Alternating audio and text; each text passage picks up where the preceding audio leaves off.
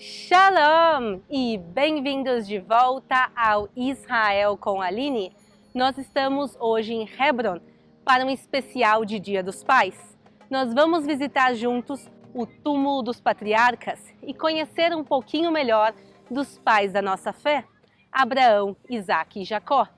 Então, se vocês estão preparados, vamos começar!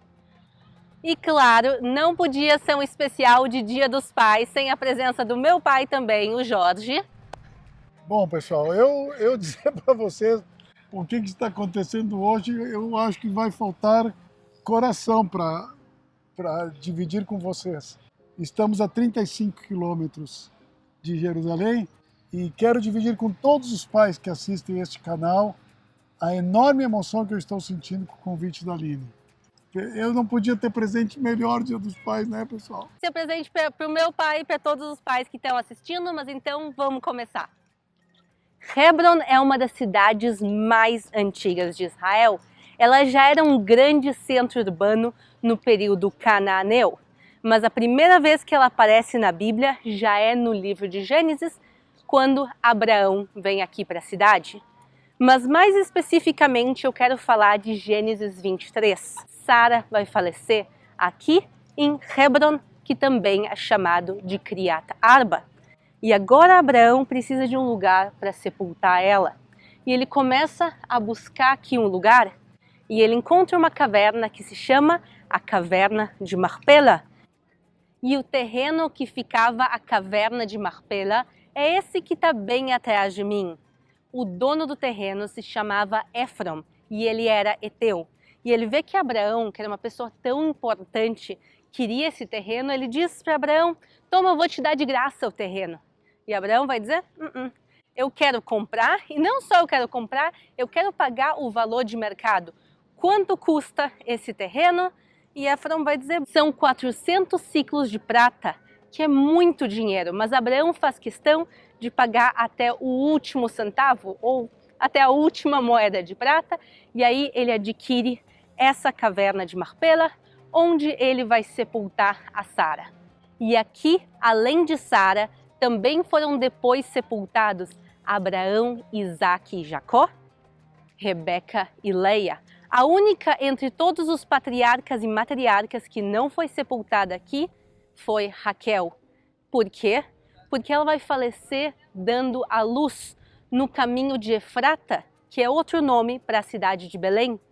E o sepulcro dela existe até os dias de hoje, ao lado de Belém. Se vocês querem um vídeo no túmulo de Raquel, também deixem aqui o pedido de vocês nos comentários. Mas onde está a caverna de Marpela? E o que é essa estrutura gigantesca que a gente está vendo aqui? Há um pouquinho mais de 2000 anos atrás, o rei Herodes constrói por cima da caverna de Marpela essa estrutura que a gente está vendo. E ela vai ter 2 andares. O andar de baixo, as pessoas podiam entrar e ver a caverna de Marpela e também ver os sepulcros dos patriarcas, e quem quisesse também podia subir para o andar de cima, e era um local a céu aberto que as pessoas podiam orar, descansar e aproveitar um pouquinho também do espaço.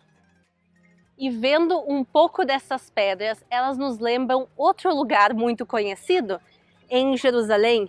Essas pedras são iguais às pedras do Muro das Lamentações. A gente consegue ver como elas são muito bem trabalhadas, elas são enormes de tamanho e também elas têm essa moldura característica em volta. Então vamos comparar agora como essas pedras se parecem às pedras do Muro das Lamentações. Isso faz muito sentido contando que tanto o Muro das Lamentações, que era parte do Templo de Jerusalém, como o túmulo dos patriarcas foram construídos pelo rei Herodes. E agora, vamos subir para o andar de cima, aquele mesmo andar construído pelo rei Herodes, e conhecer um pouquinho mais dos nossos patriarcas.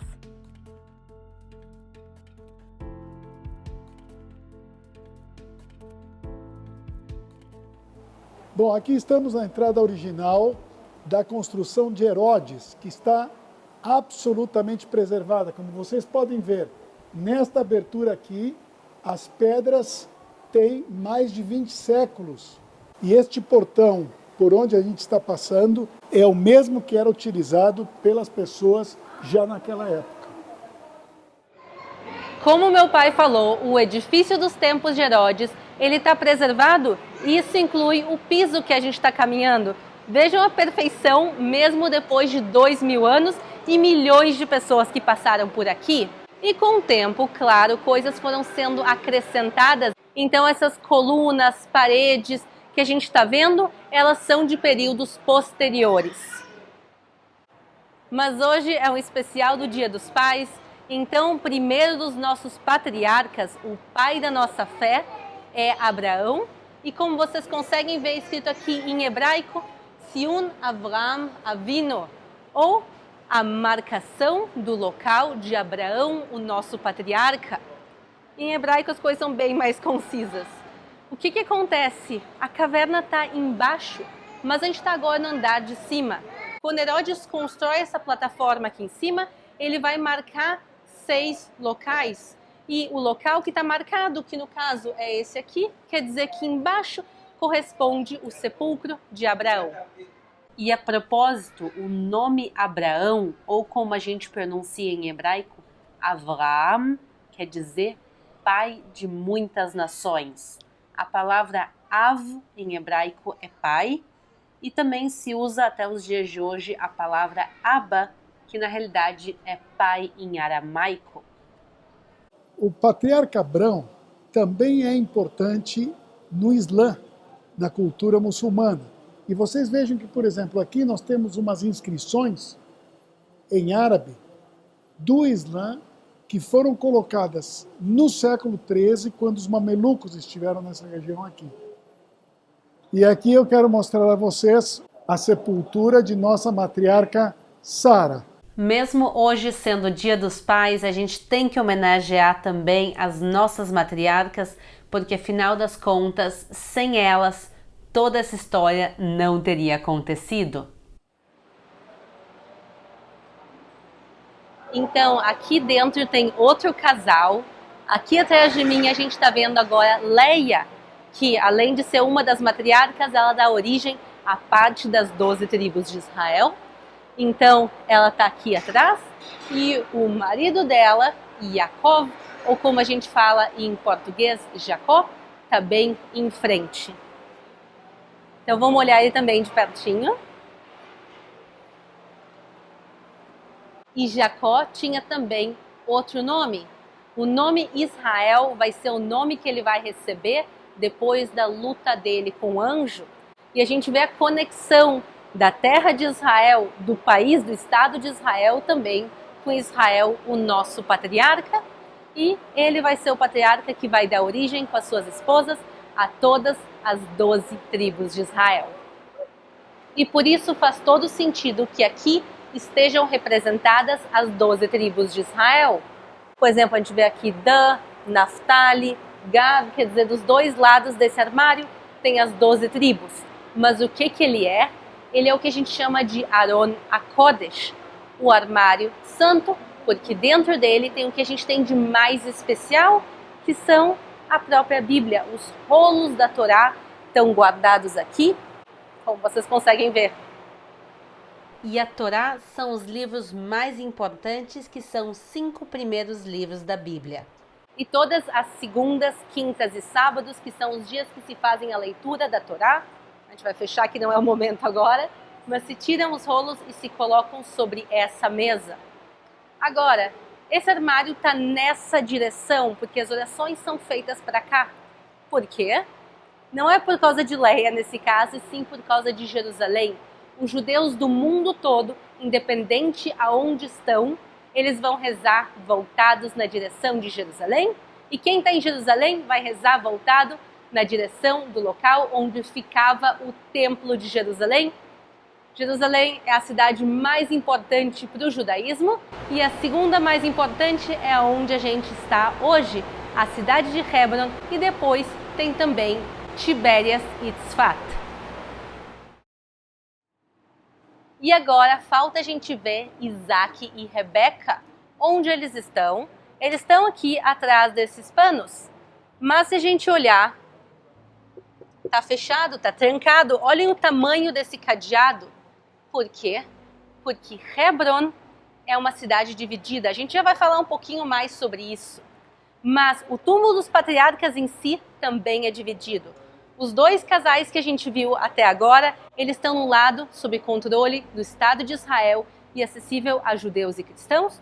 E o outro lado, onde está Isaac e Rebeca, é acessível somente a muçulmanos. Tem alguns dias por ano que o lado de lá é acessível para a gente, e tem alguns dias também por ano que o lado de cá é acessível para eles, mas na maior parte do ano é como vocês veem, com essas portas fechadas.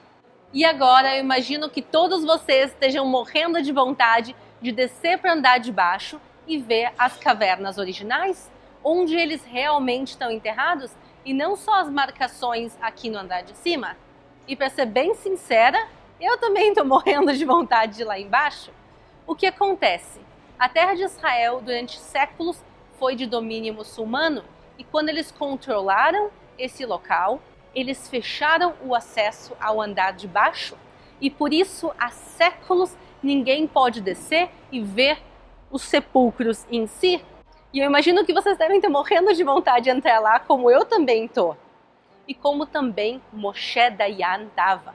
Moshe Dayan foi um personagem fundamental na Guerra dos 6 Dias.